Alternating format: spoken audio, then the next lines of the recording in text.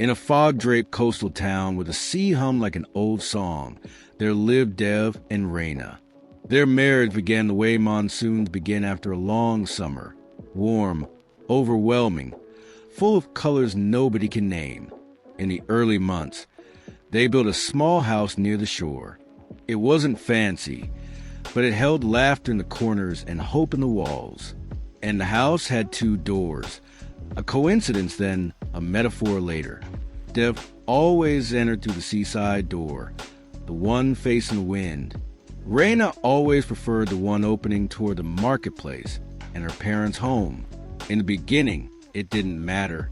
But slowly, almost silently, Raina stopped using Dev's door altogether.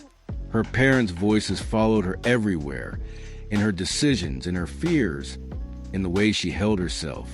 One phone call from her mother could change Raina's whole mood. One suggestion from her father could undo Dev's entire week of effort. Dev never shouted. He tried to hold her hand gently and say, "Come through the door we built together. Stand with me, just once." But Raina had begun living inside storms that weren't even real. What will they think? What will they say? What if I upset them?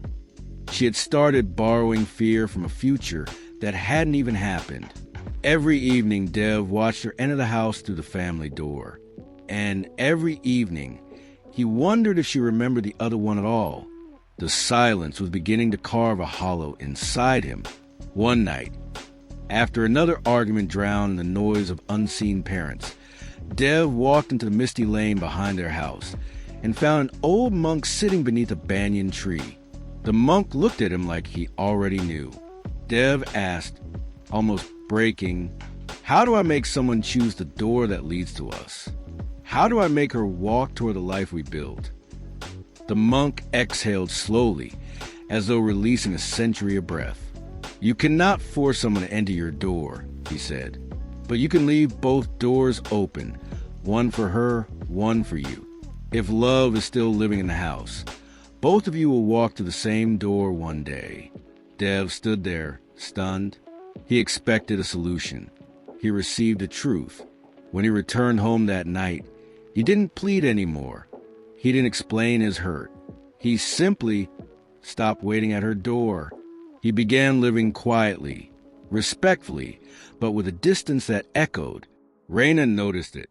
At first it confused her, his calmness, his silence, the way he no longer tried to convince her, the way he left her choices untouched. Then one evening, she saw him enter the house through his door while she stood at hers, and that space between them felt like a mile. She touched the doorknob, frozen. For the first time, she realized he wasn't pulling her anymore. And sometimes realizing someone will no longer drag you is the moment you learn to move your own feet. Over the next days, that realization flickered through her like a small flame. One morning, just before sunrise, she walked, slowly, nervously, toward Dev's door. She stood there, breath trembling, and knocked.